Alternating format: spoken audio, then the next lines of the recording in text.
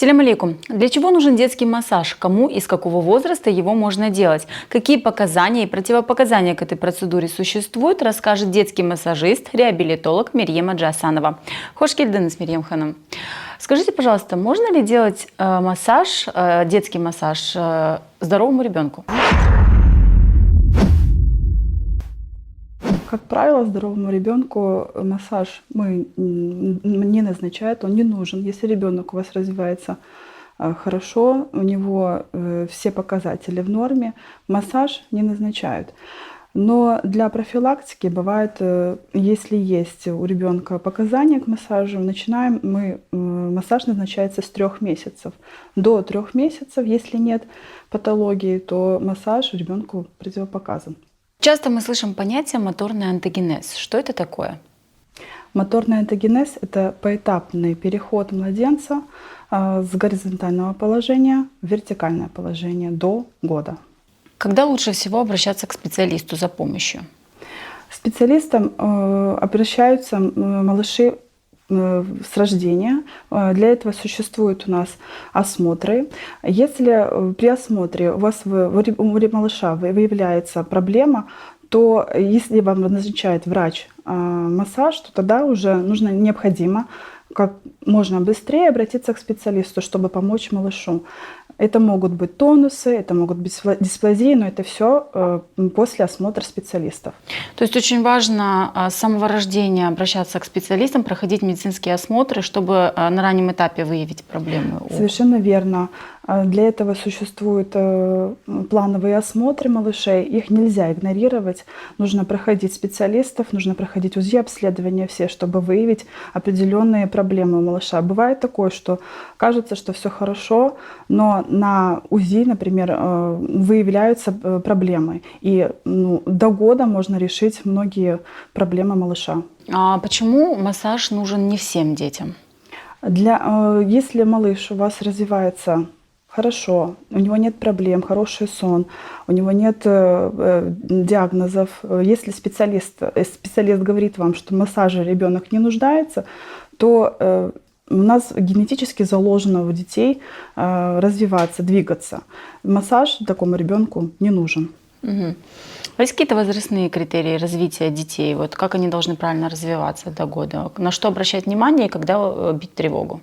С рождения нужно смотреть в первую очередь, на что должны родители обратить внимание, это на асимметрию.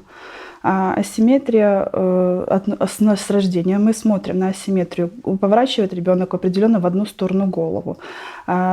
Если визуально посмотреть, то, как мы говорим, поза банана. В одну сторону ребенка клонит. Он плохо спит, то мы можем сами увидеть, что есть у ребенка проблемы, и обратиться еще раз к специалисту. Например, может быть, при осмотре плановом не выявить проблему, но вследствие, возможно, у ребенка начаться тонус, неправильно мама прикладывала к груди, неправильно использовала подушку. То есть есть определенный фактор причин, чтобы у ребенка начались какие-то проблемы. Но они все решаемые, и вот тогда можно обратиться за массажем. Массаж мы, как правило, начинаем не ранее с 3 месяцев. У ребенка нервная система готова уже к тому, чтобы начать массаж, но не раньше 3 месяцев. Как помочь ребенку правильно развиваться? Да? То есть на какие моменты обращать внимание и чего категорически делать нельзя, допускать нельзя? Малышу мы можем помочь. Это в первую очередь на самый главный идет критерий контакт рука-рот. Если мы малыша будем стимулировать к контакту руки, да, ноги, то мы поможем ему в дальнейшем справиться с тем же тонусом. Можно смотреть на асимметрию. Если есть асимметрия с одной стороны, значит мы уделяем в той стороне, которая идет у нас в тонусе, ей больше внимания. Выкладывать, правильное выкладывание. Выкладывать на мягкую поверхность до 3 месяцев малыша, а уже более жесткая поверхность — это коврики, у нас есть для ползания коврики, более с 3 месяцев. 3,5 месяцев, более жесткая поверхность. Не бояться пола, не бояться холода. То есть ребенка нужно приучать к жесткой поверхности. О том, как правильно, как помочь малышу развиваться, мы сказали, а чего делать категорически нельзя? Категорически нельзя малыша сажать до того момента, пока он сам не сядет. Да, мы вертикализуем детей в 9 месяцев, это обязательно, уже вертикализация идет. Ребенок, если не вертикализуется до 9 месяцев, то мы его должны уже учить садиться. Но до этого момента он должен пройти все этапы. Это ползание, это перевороты.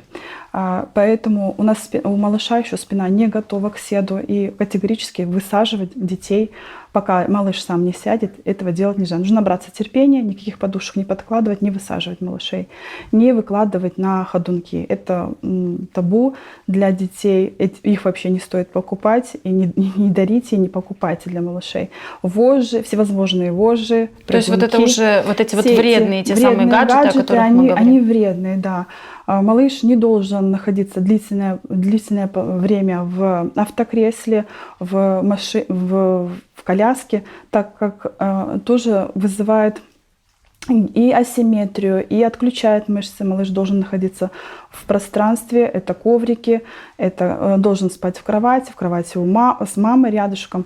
То есть все, что необходимое, в принципе, есть в доме у мамы. Эти гаджеты, они вредят. То есть все эти помощники, так Да, называемые, во вред, да, получается.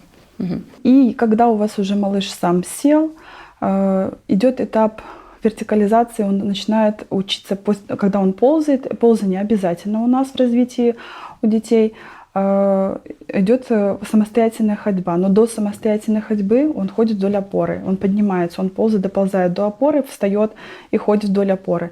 Малыша категорически нельзя вводить за руку. Что происходит? Когда вы берете малыша за руку, тянете, ваш рост и рост ребенка не соответствует, и образуется перекос, и вы ребенка путаете. То есть ребенок должен делать все это самостоятельно. Есть это все заложено в ребенке, он это сделает. Просто нужно, если вы видите, что ребенок не справляется, он более 2 месяцев не может начать ползать, то нужно обратиться к специалистам, реабилитологам, к массажисту, пройти еще раз осмотр того же ортопеда, невропатолога, выявить причину, почему ребенок это не делает, и заняться ребенком. Угу. Возраст до года в педиатрии называют золотой возраст. Почему? Так как до года вот эти этапы моторного онтогенеза, они закладываются и в дальнейшем в развитии самого человека, самого ребенка. Если ребенок сам доползает до игрушки, интересуется, переворачивается, также у него интерес проявляется к чтению, то есть ребенок развивается гармонично. Вы за него не делаете это, он сам, ему самому интересно. Поэтому и не стоит водить за руку, вести его и путать ребенка. Çok sağ olunuz Meryem Hanım.